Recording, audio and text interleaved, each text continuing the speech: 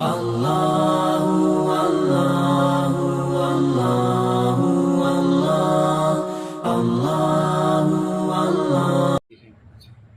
باللہ من الشیطان الرجیم بسم اللہ الرحمن الرحیم یا ایہا الذین آمنوا، اے وہ لوگو جو ایمان لائے ہو، لا تأکلوا اموالکم بینکم، مت کھاؤ تم اپنے مال کو، ایک دوسرے کے مال کو، بالباطلی، ناجائز طریقے سے، ناحق، الا ان تکونا، مگر یہ کہ ہو، تجارت عن تراض منکم، باہمی رضامندی سے، ولا تقتلوا انفسکم، اور مت قتل کرو تم اپنے آپ کو، ان اللہ کان بکم رحیما، بے شک اللہ تبارک و تعالی تم پر رحم فرمانے والے ہیں۔ ومن یفعل ذلک، اور وہ شخص جو کرے گا یہ، عدوانا و ظلما، زیادتی کرے گا، ظلم کرے گا، فسوف نصلیہ نارا، پس ان قریب ہم ڈال دیں گے اسے جہنم میں، وکان ذلک علی اللہ یسیرا، اور یہ اللہ تبارک و تعالی پر آسان ہے۔ ماقبل میں بھی اجمالی حقوق کا تذکرہ تھا۔ شروع میں سورۃ النساء کی شروع میں اللہ تبارک و تعالی نے فرمایا یا ایھا الناس اتقوا ربکم من نفس واحدہ، کہ تمہیں اللہ تعالیٰ نے ایک ہی جان سے پیدا فرمایا، یہ فرما کر اس بات کی طرف اشارہ کر دیا کہ تم آپس میں ایک دوسرے کے ساتھ بھائی ہو، تمہارا آپس میں رشتہ ہے وہ اخوت والا ہے۔ جس طرح بھائی ایک دوسرے بھائی کی حفاظت کرتا ہے، اس کے مال کی حفاظت کرتا ہے، اس کی جان کی حفاظت کرتا ہے، اسی طریقے سے اللہ تبارک و تعالیٰ نے پھر اس کی تفصیل فرمائی۔ اس تفصیل میں پہلے یتیموں کا تذکرہ آیا، عورتوں کا تذکرہ آیا، اس لیے کہ وہ نازک صنف ہیں، پھر میراث کا تذکرہ آیا، پھر اس کے بعد اللہ تبارک و تعالیٰ نے ان کا تذکرہ فرمایا جن کے ساتھ نکاح حلال ہے، ان کے ساتھ نکاح حرام ہے، یہ تفصیل کے ساتھ آئے۔ اسی طریقے سے اس آیت میں بھی اللہ تبارک و تعالیٰ نے اسی بات کو ہی تذکرہ فرمایا۔ پیچھے تھا جانی حقوق، یہاں پر اللہ تعالیٰ نے مالی حقوق کا تذکرہ فرمایا کہ جس طرح جان کی حفاظت کرنا ایک دوسرے کی ذمہ داری ہے، اس طریقے سے مال کی حفاظت کرنا بھی ایک دوسرے کی ذمہ داری ہے۔ تو یہاں اللہ تعالیٰ نے اسی بات کا تذکرہ فرمایا۔ دیکھیں یا ایھا الذین آمنوا، اے وہ لوگوں جو ایمان لائے ہو، ایمان والے ہیں، ایمان والوں پر تو یہ لازم ہے کہ وہ ان حقوق کی پاسداری کرے۔ کیا حقوق ہیں؟ لا تأکلوا اموالکم بینکم، مت کھاؤ تم اپنے ایک دوسرے کے مال کو، اپنے مال کو، اس کا معنی اپنا مال بھی ہے، اموالکم، اپنے مال کو۔ اس علماء فرماتے ہیں جس طرح ایک غلط طریقے سے آدمی مال کمائے یہ ناجائز ہے، اسی طریقے سے حلال طریقے سے مال کما کر ناجائز تصرف کرے یہ بھی ناجائز ہے۔ یہاں پر فرمایا اموالکم، کہ مت کھاؤ تم اپنے مال کو ناجائز طریقے پر، گویا کہ مال حاصل کیا، حلال کیا، لیکن اس کو ناجائز تصرف میں لگایا تو یہ غلط ہو گیا، یہ بھی ناحق ہو گیا۔ پھر فرمایا اموالکم بینکم، ایک دوسرے کے مال کو مت کھاؤ، یہ کھانے کا تذکرہ فرمایا۔ عمومی طور پر آدمی جو کسی سے مال لیتا ہے، ہمارے عرف میں کہتے ہیں کہ یہ میرا مال کھا گیا ہے، اگرچہ وہ اس مال کو کھائے نہیں، اپنے کھانے میں نہ لگائے بلکہ تصرف میں لگائے، کسی کام میں بھی لگائے، تو اس کو ہم کہتے ہیں کہ اس نے میرا مال کھا لیا۔ تو اللہ تعالیٰ نے اسی کا تذکرہ فرمایا کہ مت کھاؤ تم، چاہے تم اپنے تصرف میں لگا رہے ہو، کسی اور جگہ لگا رہے ہو، مسجدوں میں لگا رہے ہو، جہاں مرضی لگا رہے ہو، یہ تم مال کبھی تم ناحق مال یہ تم مت کھاؤ۔ اموالکم بینکم بالباطل، بالباطل فرمایا غلط طریقے سے مال حاصل کیا ہوا، یہ اللہ تبارک و تعالیٰ فرما رہے ہیں کہ اس سے تم بچو، اس کے تم قریب نہ جاؤ۔ غلط طریقے سے مال، ناجائز طریقے سے مال، اس کے اندر خرید و فروخت بھی ہے، اس کے اندر کرائے کے معاملات بھی ہیں، اس کے اندر تجارت کے معاملات بھی ہیں، اس کے اندر دکانداری کے معاملات بھی ہیں، ہر قسم کے معاملات، قرض کے معاملات بھی ہیں، کسی کا بھی مال تم ناجائز طریقے سے نہیں کھا سکتے۔ یہاں پر فرمایا الا ان تکون، یہاں پر ایک صورت مستثنا ہے، الا ان تکون تجارتا عن تراض منکم، ہاں تجارت کرو تم، تجارت کے ذریعے حاصل کیا ہو مال یہ پاکیزہ ہے، اس کو تم کھاؤ۔ اب دیکھیں یہاں پر اللہ تعالیٰ نے تجارت کا تذکرہ فرمایا، دوسری بھی چیزیں ہیں آدمی ان کے ذریعے بھی مال حاصل کرتا ہے، لیکن یہاں پر تجارت کا تذکرہ فرمایا اس لیے کہ حدیث مبارکہ میں آتے ہیں تجارت کے ذریعے جو مال حاصل کیا جاتا ہے وہ بڑا پکیزہ ہوتا ہے، بڑا اطیب مال ہوتا ہے اور اللہ تبارک و تعالیٰ کو بڑا ہی پسند ہے۔ اس لیے حضرت رافع بن خدیج رضی اللہ عنہ سے روایت ہے، وہ فرماتے ہیں اللہ کے نبی صلی اللہ علیہ وسلم نے ارشاد فرمایا کہ عمل بیدہ، ایک آدمی اپنے ہاتھ کے ذریعے کوئی کمائی کرتا ہے، یہ ہاتھ کے ذریعے کمایا ہوا مال اللہ تبارک و تعالیٰ کو بڑا محبوب ہے۔ دوسری حدیث ہے التاجر الصدوق مع النبیین والصدیقین والشہداء والصالحین، جو اچھے تاجر ہیں، جو نیک تاجر ہیں، اللہ تبارک و تعالیٰ ان کا مقام انبیاء کے ساتھ، صدیقین کے ساتھ، شہداء کے ساتھ ان کا حشر فرمائیں گے۔ اس لیے حضرت انس کی روایت ہے، وہ فرماتے ہیں اللہ کے نبی صلی اللہ علیہ وسلم فرمایا کہ التاجر الصدوق تحت ظل العرش،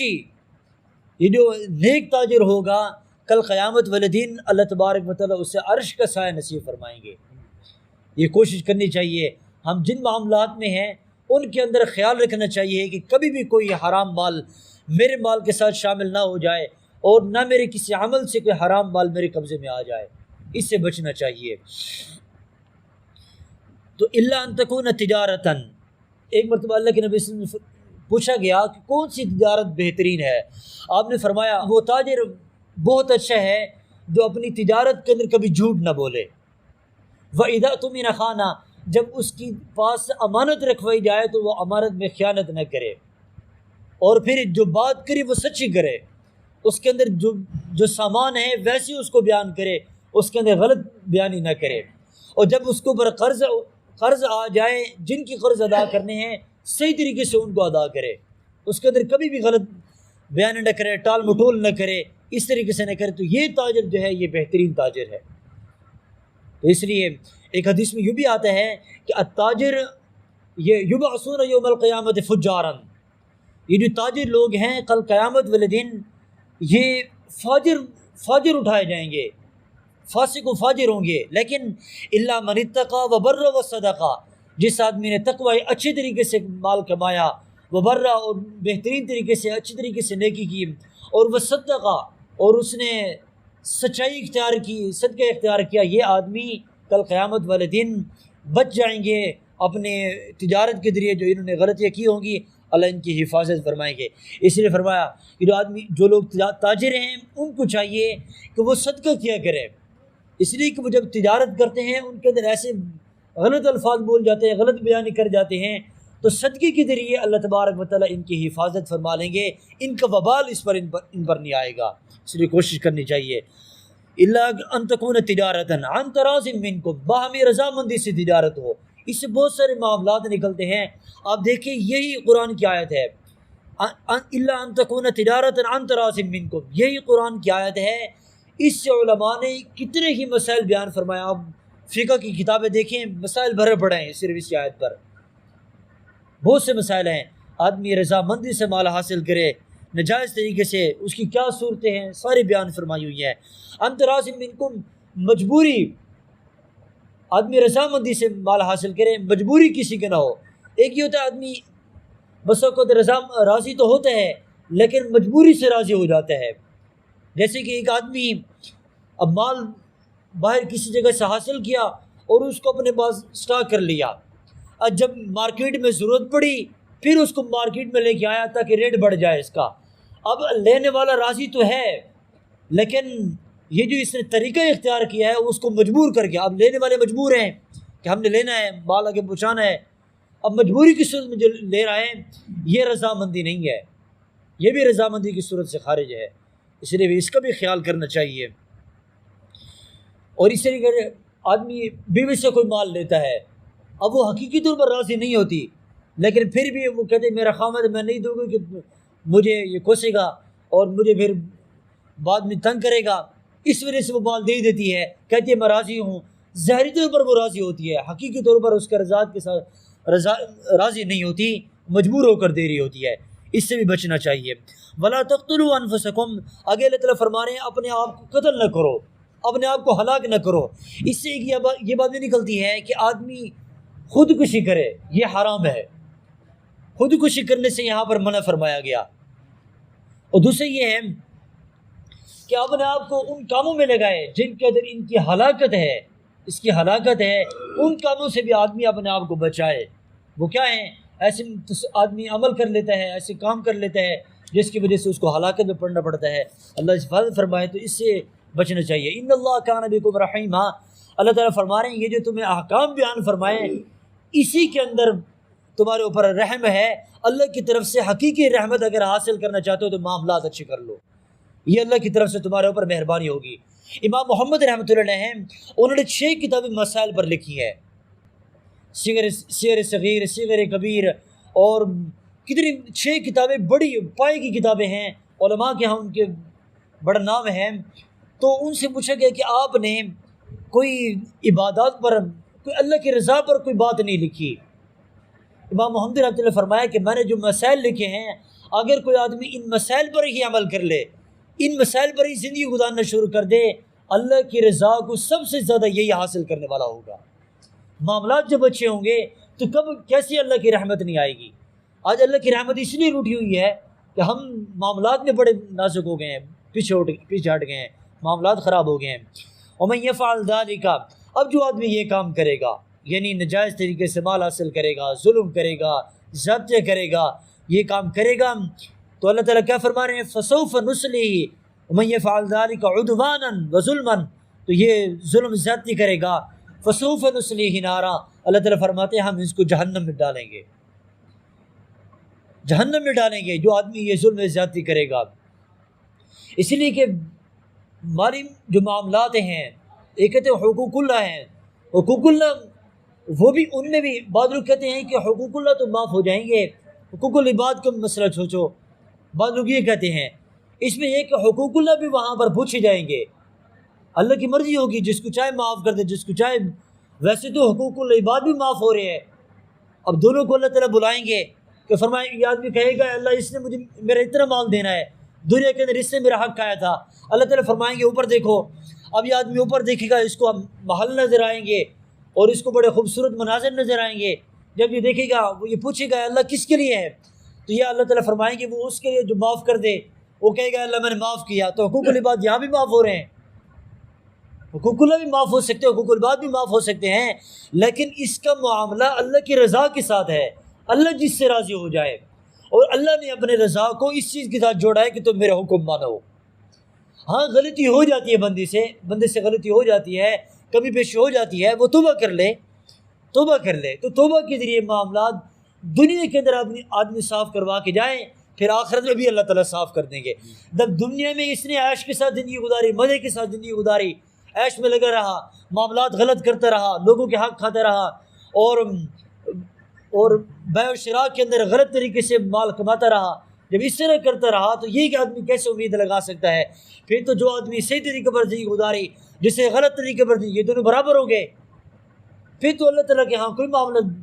وَلَا يَظْلِمُ رَبُّكَ أَحَدًا، اللہ تعالیٰ تو کسی پر ظلم نہیں کریں گے۔ تو اس لیے بھائی بچنے کی بات ہے، آدمی دنیا کے اندر اپنا ڈرتے رہے، معافی مانگتے رہے، معاملات صاف کرواتا رہے، یہ آدمی اللہ کے ہاں اللہ اس پر رحم فرمائیں گے۔ ورنہ جو آدمی ایسی زندگی گزارے گا تو اس کے لیے یہ ہے فَسَوْفَ نُصْلِهِ نَارًا، اللہ اس کو جہنم میں داخل کریں گے۔ وَكَانَ ذَلِكَ عَلَى اللَّهِ يَسِيرًا، اور یہ اللہ پر کوئی مشکل نہیں ہے، یہ کوئی مشکل نہیں ہے، یہ آسان ہے۔ کوئی آدمی دنیا کے اندر بڑا چودھری ہو، مالدار ہو، بڑا حکومت میں ہو، بڑے اس کے پاس عہدے ہوں، وہ یہ کہے کہ کل میرے پاس اتنی چیزیں ہوں گی، جیسے عرب کی کافر کہا کرتے تھے۔ ایک صحابی ہیں، انہوں نے ایک شخص سے مال، اس نے کہا تم نے میرا کر دینا، میرا قرض دو، میں نے کہا کل قیامت والے دن میں تیرے سے لوں گا۔ اس نے کہا اچھا پھر ٹھیک ہے، کل قیامت والے دن میرے سے لے لینا۔ اللہ تعالیٰ نے آیت مبارکہ اتاری، سورۃ مریم کے اندر وہ آیت مبارکہ ہیں۔ تو اللہ نے فرمایا کہ یہ آدمی وہاں پر کیسے جواب دے سکے گا، اس کی طاقت کتنی ہے، وہاں پر کس کے پاس مال ہوگا، وہاں پر کوئی آدمی جواب نہیں دے سکتا اللہ کے دربار میں۔ ہاں یہ آدمی یہاں پر معاملہ صاف کرے، اس لیے بھائی کوشش کریں، اپنے معاملات صاف کرنے کی کوشش کریں، اپنی زندگی صحیح طریقے سے گزارنے کی کوشش کریں۔ دو آدمی اپنے آپ کو مضبوط کرتا ہے کہ میں نے معاملات صاف رکھنے ہیں، پھر اللہ اس کی مدد فرماتے ہیں۔ دو آدمی یہ کہتا ہے کہ میں کیا کروں، جب آدمی یہ کرتا ہے تو پھر وہ اور اس کے اندر گرتا جاتا ہے یہاں تک کہ آخری وقت آ جاتا ہے پھر آدمی کچھ کر نہیں سکتا۔ اللہ ہم سب کی حفاظت فرمائے، ہمارے معاملات درست فرمائے۔ اللہ